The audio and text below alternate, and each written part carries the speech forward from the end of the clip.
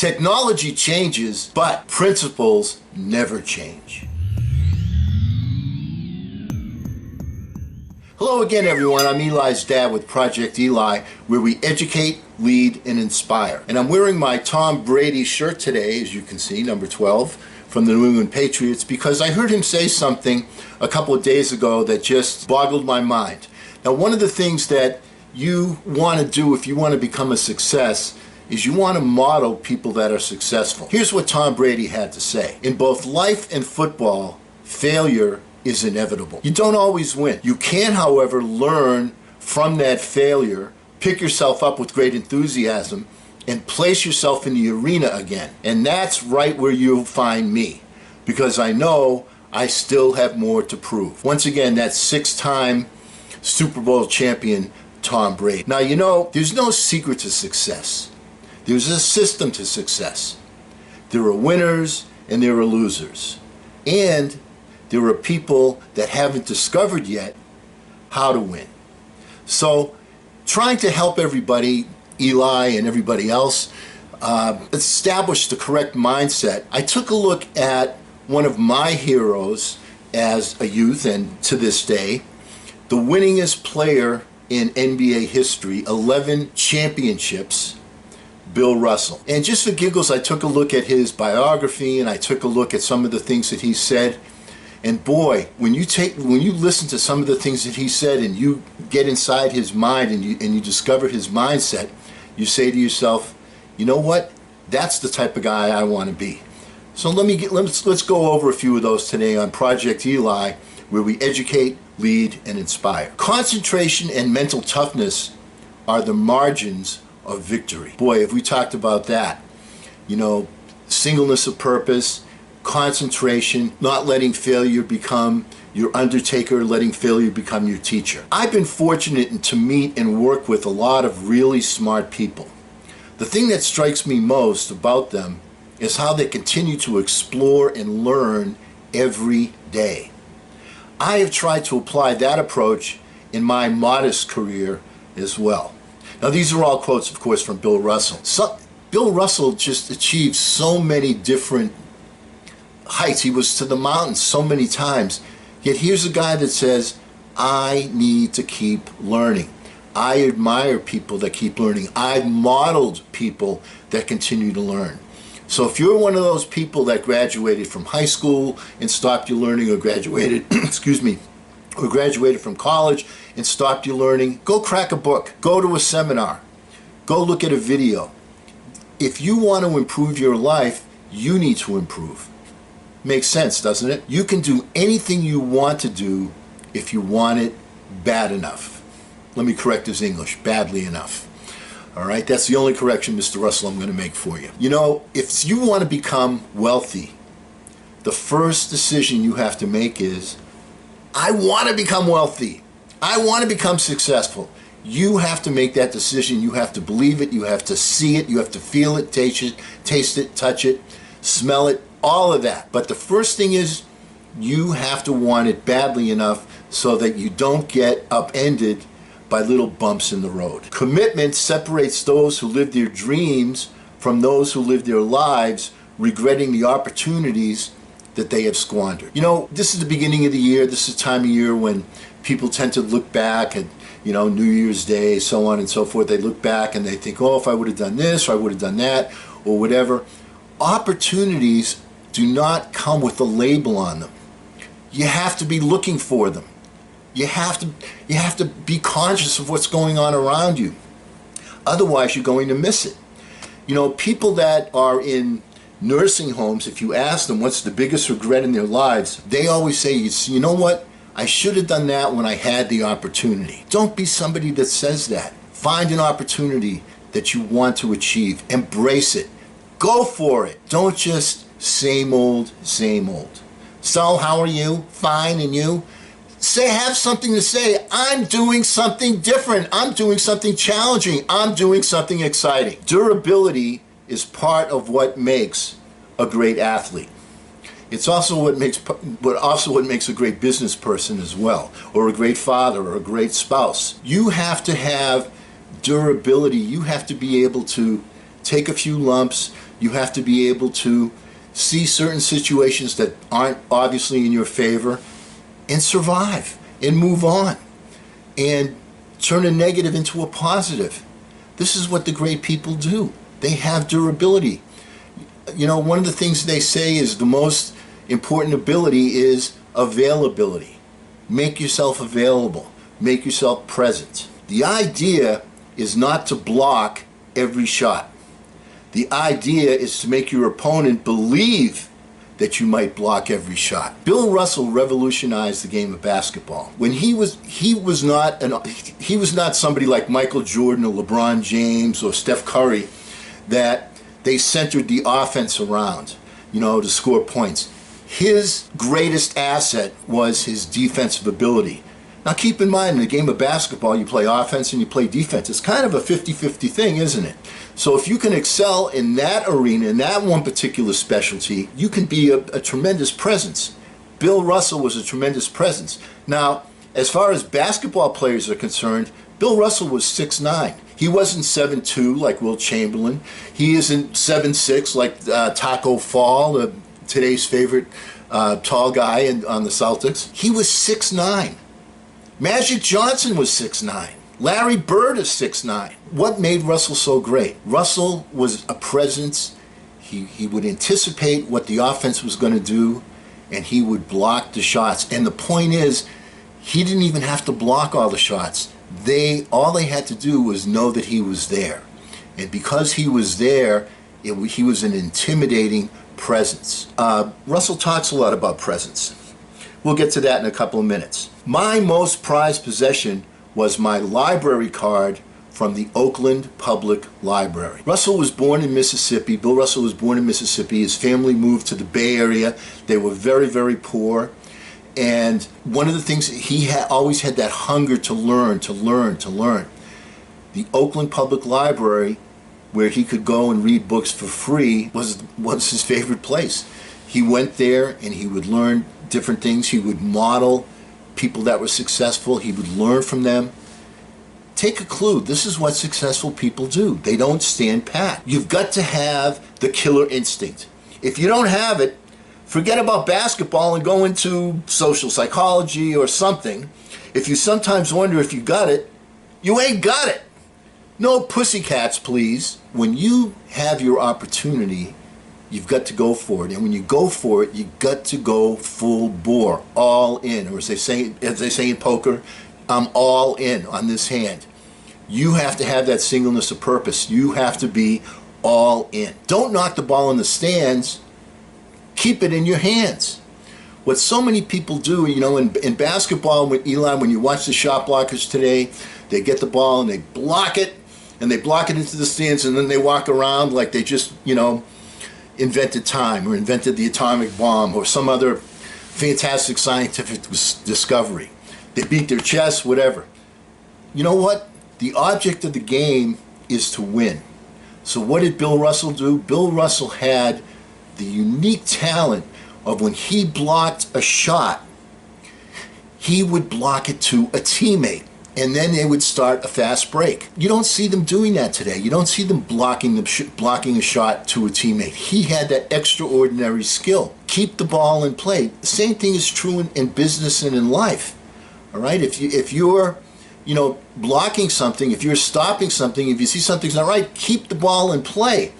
Don't just block it, but find something to improve the situation, something that's going to move people forward towards the goal that they're seeking to achieve. What distinguishes a great player is his presence. When he goes onto the court, his presence dominates the atmosphere. Once again, Russell was a presence. When people would come down the lane to try and put the ball in the hole, they knew Big Bill was standing there waiting, and a lot of the times, just by the fact that they knew he was there, they would hurry their shot, they would get a little nervous, whatever. But presence is an important thing. You know, I remember Eli in those very few times when I was a bad boy, because I was such a perfect child. But in those very few times when I was a bad boy and my transgressions were somewhat significant, what did my mom used to say? She used to say, "You just wait until your father comes home." That shivered my timbers, all right? That would put fear into my heart, because I know Dad was a little bit more physical than Mom. Mom would give me a backhander every now and then, all right? But Dad was serious business. And when he came home and there was a major transgression, the backside's going to be hurting for a while. So the idea of just of being a presence, or the other thing, the mom would just use it to threaten it. It's like, do you want me to tell your father? Do you want me to bring your father into this? So having a presence is an important factor in life. Have a presence, have something that you stand for, have something that people recognize as an outstanding attribute that you possess. After I played him for the first time, I said, let's see. He's 4 or 5 inches taller. He's 40 or 50 pounds heavier. His vertical leap is at least as good as mine. He can get up and down the floor as well as I can. And he's smart. The real problem with all this is I have to show up. Now, Bill Russell is, of course, talking about his #1 greatest opponent, and to this day people say it was the greatest show on earth, the challenge between Bill Russell and Wilt Chamberlain. Wilt Chamberlain, 7'2", 275 pounds, tremendous athlete, averaged 50 points a game one season, scored 100 points in one game. Wilt Chamberlain was a superior athlete among superior athletes. They say that basketball players are some of the very best athletes that there are on the planet. I believe that they have to do so many different things. He was a cut above everybody, and he was Goliath. He was huge, he was tremendous, and he had all those physical skills. An unbelievable athlete. Yet Bill Russell won 11 championships. 11. Wilt Chamberlain won 1 or 2. There was only one time Russell won. He won his first one. Then he got hurt during the championship series. They lost. Then he won 8 or 9 in a row. Do you know how difficult it is to win one championship? What's the only thing more difficult to win one is to win 2, then to win 3, then to win 4. Everybody's got your number. That's the deal. Yet he was able to maintain that level of excellence. And Bill Russell was the consummate team player. He didn't care what he had to do to win the game. He wanted to win the game. That's why, defense isn't something kids, Eli, you don't wake up in the morning and dream about as a basketball player, boy, I want to be a great defender. Defense is half of the game. Bill Russell would do all the things. He was a tremendous rebounder. He once rebounded 50 rebounds in a game. 50. That's a tremendous number. All right, so my point is, when he was playing Chamberlain, he was physically outmatched. But somehow, some way, when you take a look at their record, Bill Russell won that many games and Wilt Chamberlain won that many games. Talks about what's inside, doesn't it? People say it was the greatest rivalry that I've ever seen. I agree with that. Let me assure you that if either Wilt or Russ's coach had ever told one of them he couldn't guard the other guy, he would have lost that player forever. It's very, very important, as we talk about having a workout partner, a coach, somebody to work with you. It's because there are so many naysayers, negative people around. You don't need people to say, oh, you can't do that, that's never going to work. One of the things is you need to have somebody that's right there with you that says, you can make it happen. You're on the right track. You're doing the right stuff. Okay, failure's a bump in the road. It's not a death sentence. And there's 2 ways to do that. Number 1, you need somebody like that for you, and you need to be like that for somebody else when you're mentoring somebody else. So it's critical that there be a positive influence, somebody that says, hey, that glass is half full, it's not half empty. That's a half full glass, you're almost there. And there were so many stories about people that quit when they were this close to reaching the promised land. So one of the things is having a support team, having support people around you. One of the most important decisions you'll make, Eli, is when you pick a life partner. One of my early mentors, Dan Les, said, you know what? When we go on these trips, the big shots are always looking to see who you bring with you in terms of their support system. because they know that that makes a difference.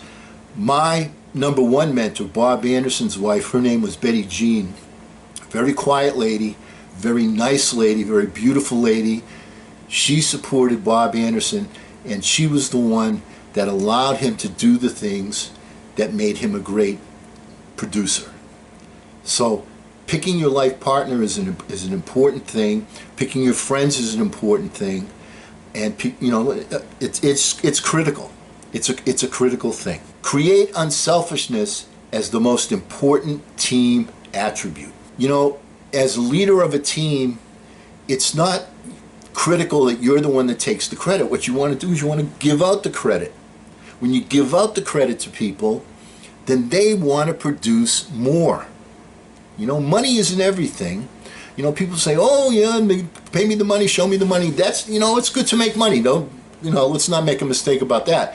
But the point is, when you're part of a team, when you're the leader of a team, one of the best attributes is when the team fails is for you to take credit for the team failing, and when the team is successful is to dole out as much credit as you possibly can. That'll draw people to you. That'll make people want to do more for you, do more for the team, to make sacrifices. And that's what it takes to be a winner. Learning is a daily experience and a lifetime mission. I truly believe in the saying, we work to become, not to acquire. That's so critical. That's so critical. People so often put, set as a goal that particular car or that particular house or, whatever. Those are important things. But the family, as an example, is more important than a particular car or a particular house.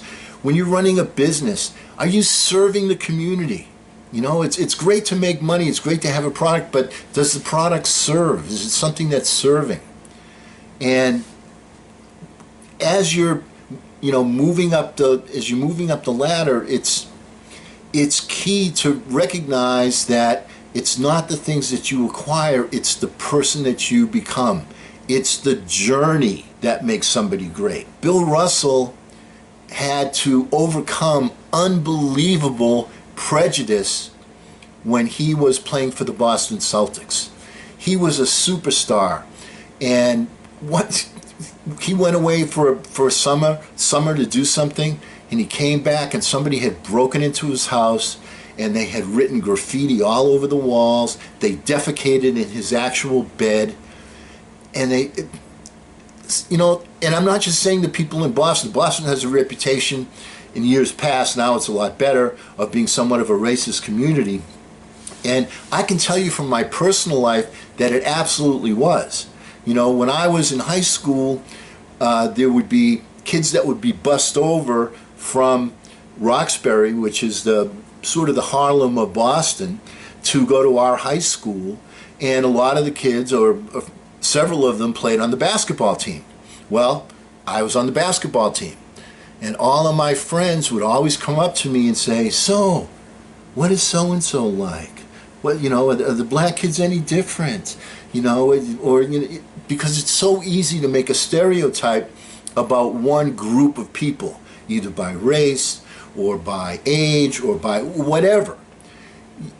And I always used to tell them exactly the same thing.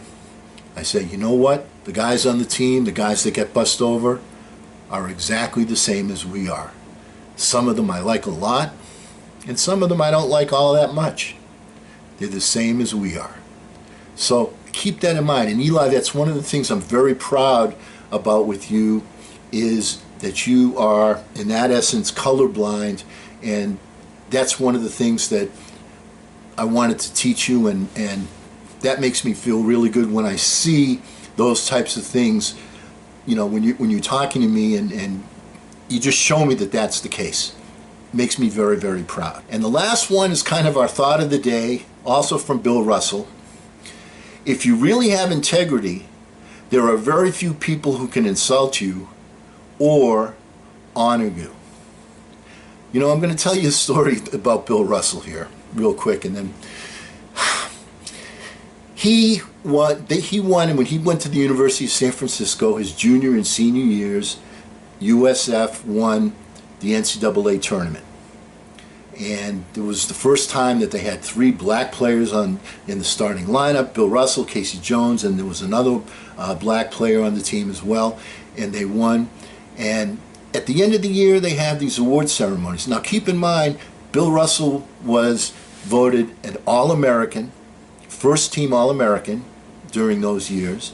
He was the most valuable player of the tournament.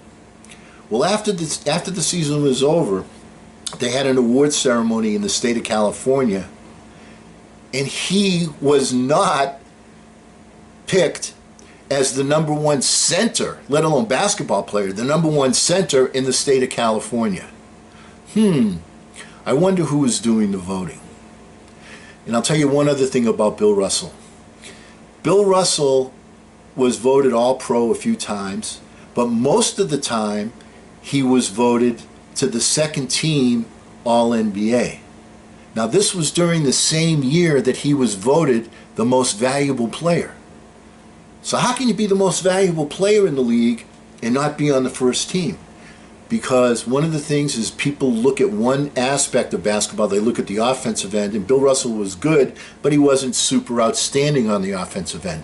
But nevertheless, he was the most valuable player in the league.